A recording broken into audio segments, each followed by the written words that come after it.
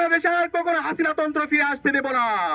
সংগ্রামী উপস্থিতি, বাংলাদেশ আজ ভালো নেই, ঢাকা আজ ভালো নেই, নরসিংদী আজ ভালো নেই, গাইবান্ধা আজ ভালো নেই।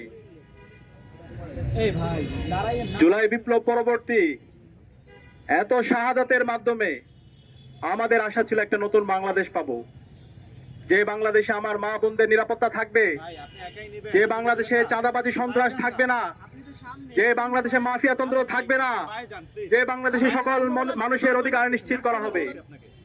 এবং এই জুলাই বিপ্লব পরবর্তী আজকে নির্বাচন হয়েছে, নির্বাচন পরবর্তী আমাদের আশা ছিল যে সরকার আসবে, সেই সরকার শুধুমাত্র একটা দলের হবে না, কোনো একক বর্গের হবে না, সকল মানুষের, সকল দলের, সকল মানুষের অধিকার নিশ্চিত করবে সেই সরকার।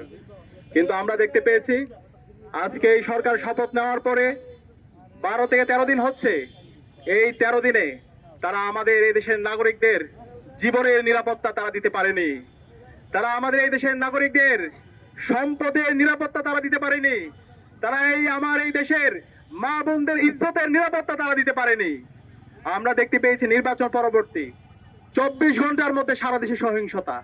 সেই ফেসিবাদী আমলে যেভাবে ভিন্ন মতের, ভিন্ন পথের উপর যেভাবে আক্রমণ করা হতো, ঠিক একই কায়দায় নির্বাচন পরবর্তী সারা দেশে সন্ত্রাসীরা বাড়িঘর ভেঙে দিয়েছিল। নির্বাচন পরবর্তী 24 ঘন্টার মধ্যে আমরা 4টা লাশ পড়তে দেখেছি, এবং একই সাথে সারা দেশে অসংখ্য মানুষের সম্পত্তিকে দখল করতে দেখেছি। একই সাথে আজকে 12-13 দিনে সারা দেশে আমার মা বোনদের উপর হামলা হচ্ছে। এই ঢাকা বিশ্ববিদ্যালয়ে এক দলের সন্ত্রাসীরা আমাদের বোনদের উপর তারা হামলা করেছে। একই সাথে আমরা দেখতে পেয়েছি রামপুরার মধ্যে 5 বছরের এক শিশুর উপরে হামলার পর তাকে হত্যা করা হয়েছে। যখন মামলা করতে গিয়েছে পরিবার, তখন প্রশাসন থেকে বলা হচ্ছে এই ধরনের দুর্ঘটনা আপনারা মাইনে নেন। আরে ভাই, এই ধরনের দুর্ঘটনা মাইনে নেওয়ার জন্য কি জুলাই বিপ্লব হয়েছে? এত রক্তের মাধ্যমে যদি আমরা সেই ফেসিবাদী বয়ান শুনতে হয়, তাহলে আমরা ছাত্র সমাজ বেঁচে থাকতে আমরা এই ধরনের ফেসিবাদ বাংলাদেশে কায়েম হতে দেব না। পরবর্তীতে এলাকাবাসী যখন ঘেরাও করলো, এরপরে মামলা নেওয়ার পরে পরিবারকে ক্রমাগত হুমকি দেওয়া হচ্ছে মামলা তুলে নেওয়ার জন্য। এরপর আমরা দেখতে পেয়েছি নরসিংদীর মধ্যে ইতিহাসের বর্বরচিত ঘটনা, আইএমএ জাহালিয়াতকে হার মানিয়েছে। আমাদের এক বোনকে, এক কিশোরকে, 15 বছর বয়সী কিশোর, তাকে গণধর্ষণ করা হয়েছে। গণধর্ষণ করার পরে যখন সে বিচারের দাবিতে এলাকার বিএনপি নেতার কাছে গেল, পরবর্তীতে তাকে বিভিন্ন ধরনের হুমকি দেওয়া হলো, এবং এরপরে ওই পরিবারের সামনে থেকে, তার বাবার সামনে থেকে তুলে নিয়ে গিয়ে তাকে হত্যা করা হয়েছে। আমরা এখন পর্যন্ত এই ঘটনার সাথে যারা জড়িত এবং যারা ইন্ধন জুগিয়েছে তাদেরকে দৃষ্টান্তমূলক বিচার আওতা আনতে দেখিনি। একই সাথে আমরা দেখতে পেয়েছি হাজারিবাগে এক শিশুকে হত্যা করা হয়েছে। এভাবে গাইবান্ধা থেকে শুরু করে বাংলাদেশের বিভিন্ন প্রান্তে আজকে মবের মাধ্যমে নাগরিকদের অধিকার হনন করা হচ্ছে, এবং জুলাইয়ের যারা বিপ্লবী আছে তাদেরকে হত্যাযজ্ঞ করা হচ্ছে। এবং এই খুনি হাসিনা যে গত 16 বছরে বাংলাদেশে ফেসিবাদ কায়েম করেছে, গুম খুন আইনা করার মাধ্যমে বাংলাদেশকে একটা অকার্যকর রাষ্ট্রে পরিণত করেছে, এবং এই জুলাই বিপ্লব আমাদের 2000 ভাই বোনকে শহীদ করেছে। এই খুনি হাসিনা এবং তার দূষরদেরকে আবার বাংলাদেশে পুনর্বাসনের ব্যবস্থা করছে একটি দল। আমরা সাবধান করছি এই খুনি হাসিনা এবং তার দূষরদের বিরুদ্ধে বর্তমান সরকারকে 0 টলারেন্স নীতি ঘোষণা করতে হবে।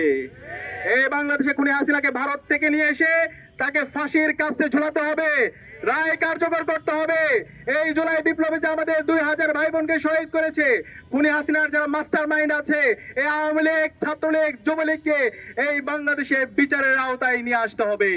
তাদের আর কোনো অফিস খুললে এই বাংলাদেশের ছাত্র জনতা প্রতিরোধ গড়ে তুলবে। এই বাংলাদেশে আওয়ামী লীগ কোনো রাজনৈতিক দল না, আওয়ামী লীগ হচ্ছে সন্ত্রাসী সংগঠন। এই আওয়ামী লীগ দেশের স্বাধীনতা সার্বভৌমত্বের জন্য হুমকি। সুতরাং এই আওয়ামী লীগকে এবং খুনি হাসিনার দোসরদেরকে এই বাংলাদেশে বিচারের আওতায় নিয়ে আসতে হবে, এবং সারা দেশব্যাপী যে ধর্ষণ হচ্ছে, যে সন্ত্রাস হচ্ছে, যে মাফিয়া তন্ত্র হচ্ছে, এই সন্ত্রাসীদেরকে দ্রুত সময়ের মধ্যে অ্যারেস্ট করে তাদেরকে বিচারের আওতায় নিয়ে আসতে হবে।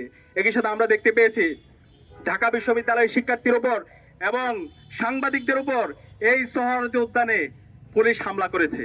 আমরা এই ধরনের পুলিশি রাষ্ট্র দেখতে চাই না, যে পুলিশ আমার সাংবাদিকদের উপর হামলা করে, আমার ভাইয়ের উপর হামলা করে, আমার বোনের উপর হামলা করে। সুতরাং এই পুলিশের যারা এই নাগরিকদের উপর হামলা করেছে তাদেরকে বিচারের আওতায় নিয়ে আসুন। আমরা দেখতে পাচ্ছি এই পুলিশের বিরুদ্ধে ব্যবস্থা না নিয়ে বরং তাদেরকে আরো পদোন্নতি দেওয়া হচ্ছে।